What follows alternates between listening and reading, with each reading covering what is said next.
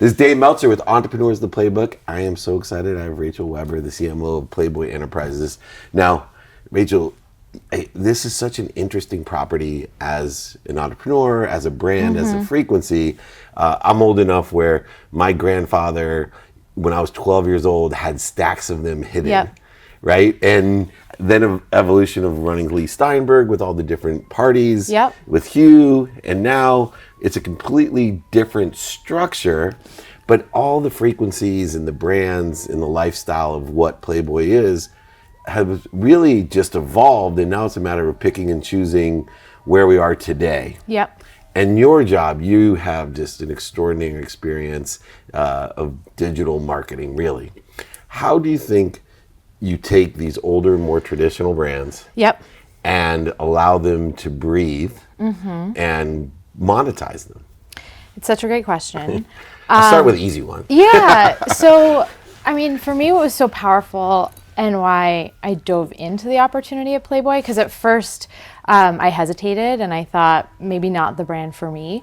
Most recently, I was at National Geographic. And when the Playboy team reached out, I said, you know what, I don't know if this is for me, but I love the business problems you're working on solving, because they hit on exactly what you just described. You have these big, iconic brands that really mean something in people's lives.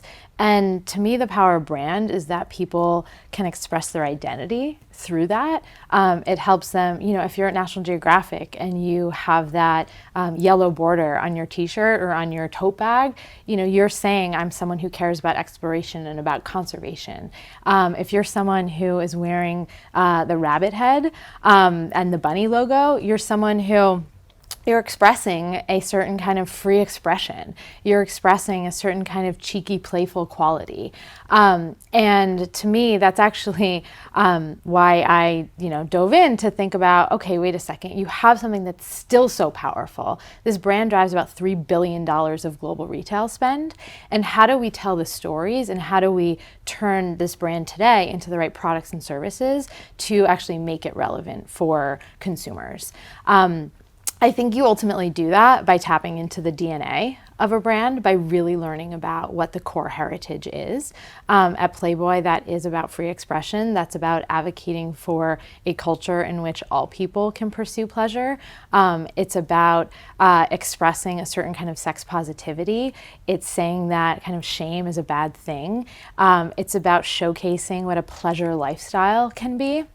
And so to me, that translates into providing your media platforms to those people who are thought leaders on all those topics today, to creating the kind of visual language of what the pleasure lifestyle means for consumers today, and then ultimately to creating the right products and services. So that's why we're really leaning into, for example, sexual wellness offerings as products that kind of exemplify that Playboy lifestyle and allow people to kind of engage in it in their daily routines. As we're here on Wilshire, and I've been down the street with Larry Flint to this, and you talk about being cheeky compared to cheesy. And they're different markets, right? There is a multi-billion-dollar cheesy market, right? And I'm very clear because I'm a pragmatist. I believe in monetizing brands and understanding that for the first time ever, and your career from Fox to National Geographic, you understand the spectrum of 4.2 billion people that we can reach today. You're an expert in digital marketing, and being a little bit older, I have just bridge this traditional marketing with digital marketing. But your goal is, which I think it would be extraordinary, is to have over 50% of your market to be women. Where I think when I was 12 years old, stealing the magazines from under my grandfather's bed, it was probably 90, I would guess. I'm guessing 90-some%, in the 60s and 70s. It was a product made for men at that point. And it's different though, because things that we look back upon aren't socially acceptable, but yet I love the DNA of the brand and I've watched it evolve. How do you transcend the conditions and judgments and misengineered visions that some people have from the Yeah. 50s, 60s, and 70s. Right. Or even the brand of Hugh Hefner, what he represents to some women, Right. to allow women to understand that there is a wellness side, a freedom side of what you do. Right. I think it's through a few ways. I think one, again, it's tapping into the DNA and the heritage and actually demonstrating that this brand has stood for free expression and equality for all people throughout different decades, whether that be creating spaces like the original Playboy clubs in the 50s and 60s that were for men and women to engage together, whether that be through turning the pages of the Playboy magazine. There's this, one of the kind of franchises within the Playboy magazine was called the Playboy Forum. And it was in the 60s and 70s that the Playboy Forum served as a platform for women to submit letters about abortion rights. It was Playboy that was served as an amicus curiae in Roe v. Wade, and made many contributions to advocating for women's reproductive freedoms. So my grandfather wasn't lying when he said, I'm only buying it for the articles. Exactly. Well, and in that, it was serving as a platform for voices like Betty Friedan and Helen Gurley Brown, and more recently Cecile Richards, and writers like Margaret Atwood. So that's not to say that it was, Playboy was created as, kind of entertainment for men in that way, but it still served as a platform for many female voices. Right. And today for us, it has to start with who's inside of the building. We have a team that's over 50% women. We have a team that's over 35% people of color. We need that representation in-house to really determine and help us drive what products and services and the stories that we're telling to consumers around the world. We believe that any brand today, from a business perspective, should have offerings for all genders. This business for many years had roughly like $150 million fragrance business that was largely for women. What we see today is women really gravitating towards this brand. I think in really interesting ways. Partially, it's kind of a reclaiming of a brand that maybe traditionally was for men, and today can actually be for women too.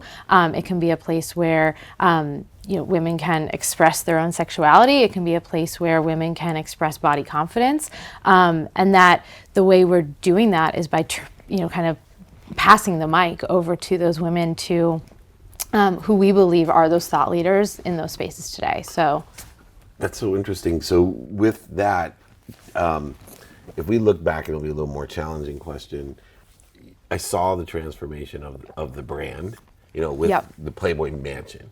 Yep. Right. And then before that, they were, I thought, slow getting into the digital space, and hiring you was a huge coup, I think, for Playboy Enterprises, because it showed that, okay, we're really going to grab onto what the future holds, the digital side of things. And I think maybe because most people didn't understand the integrity of their brand is why they delayed the digital side, because most of what was going on in the space digitally wasn't aligned with what you're talking about, right? All these different freedoms, integrity, strength of different sexuality, both sexualities. Yep.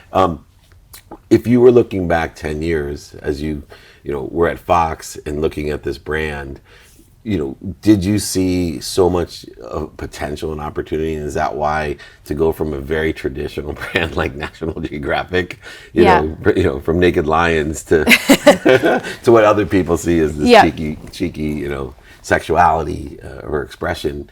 Did you see that 10 years ago? Because you really entered this with that perspective. You've always been on the digital side of things. Yeah, I think that when the Playboy team first reached out, what I learned from the business perspective of it, I saw this global brand again that drives $3 billion of consumer spend, and what we saw was a business that had been set up traditionally as kind of a licensing business and a media business.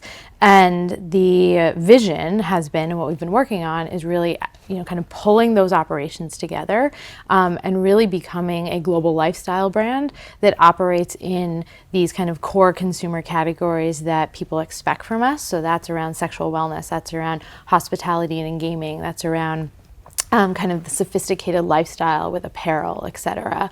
And then really looking at which within those categories, kind of which products and services we should actually own and operate, and ultimately kind of extract more of the economics around, and which we should continue licensing in.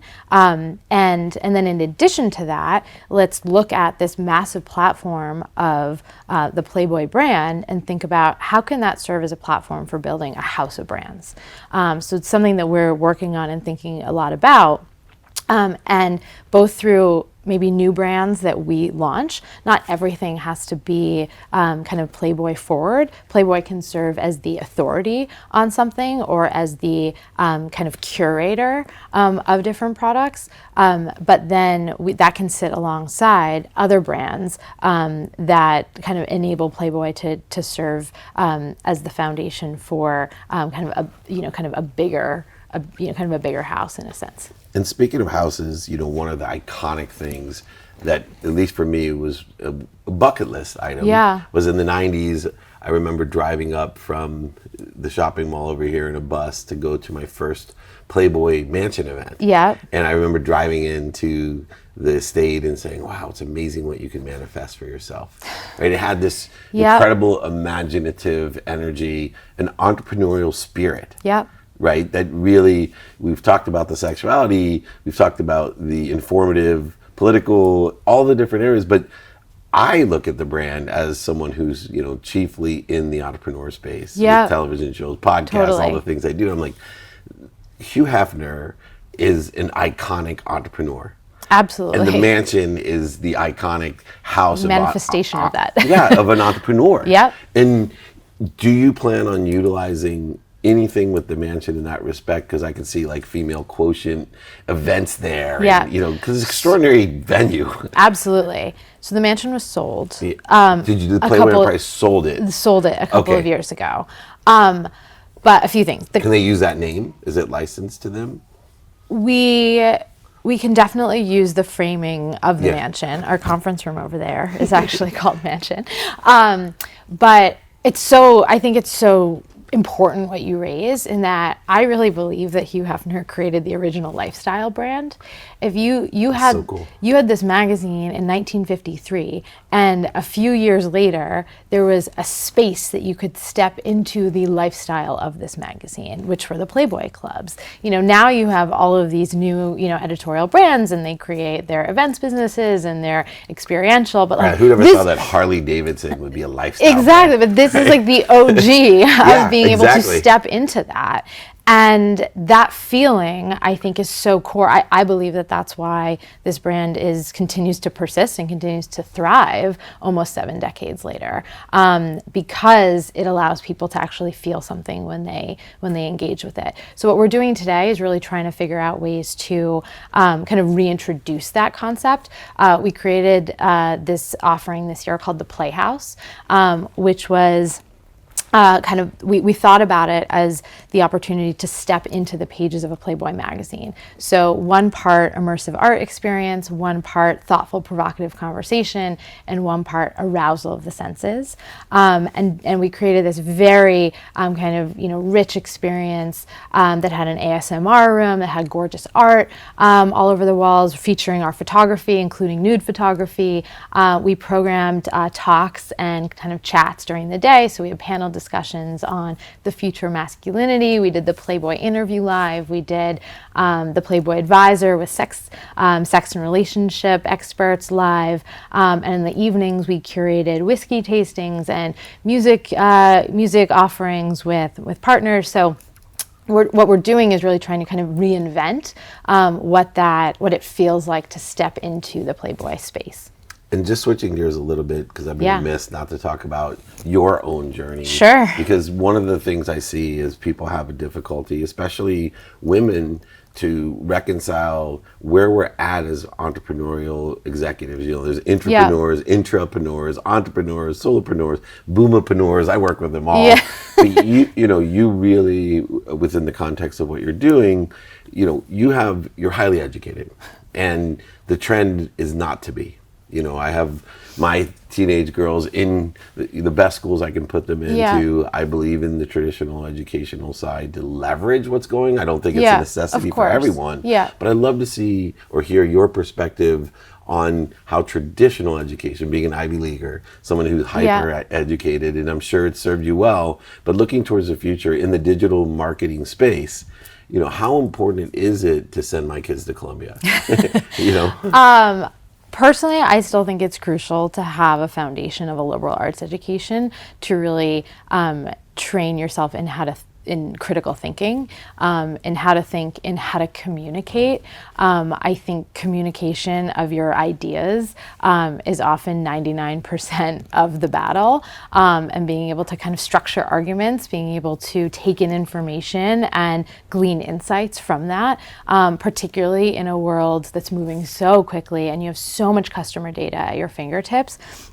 Your ability to make sense of that and to have to really be someone who can kind of take in data points and turn that into a thesis and turn that into a kind of plan of attack. Obviously, many people might have that naturally. For me, I think that was very much shaped by being surrounded by really smart people and by kind of studying how to learn.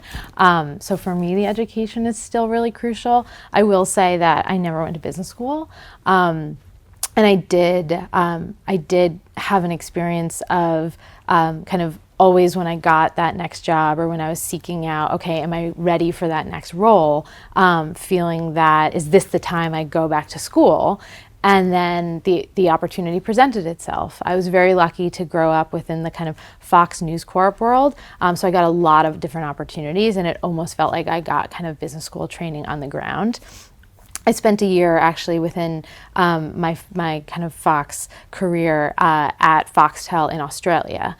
And that was very much like this kind of year of just an immersive experience into another market, getting to work on a whole set of problems that felt like, okay, this is the on the ground training that I can maybe I'm not going to go back to school when I go back to the States. And last question. Yeah. To that point. You've never limited your point of entry, right? I was looking at your career. Yeah. It's extraordinary. You take those chances. You go down to Australia. You went to National Geographic, even here, but opportunities present themselves. They did. But a lot of people don't see the opportunities, right? I see it all the time. Like, oh, I never have any chance. I'm like, you didn't take the chance. The door's right there. You could have asked to go to Australia, or but I'd have to leave my family. Right. You're one of those people that make it happen. What piece of advice would you give?